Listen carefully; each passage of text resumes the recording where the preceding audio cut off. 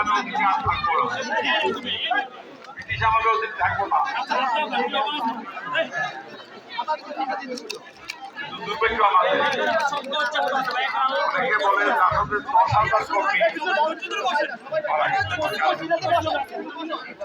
আমি সেই সংখ্যা বলবো না, তবে এটা বলতে পারি হাজার হাজার কর্মী জীবনের বিনিময়,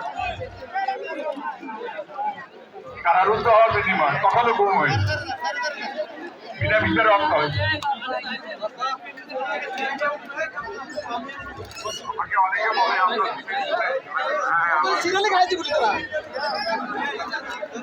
মৃত্যু আছে অনুযায়ী আপনার নাকি জানতে বছর আমি বলছিলাম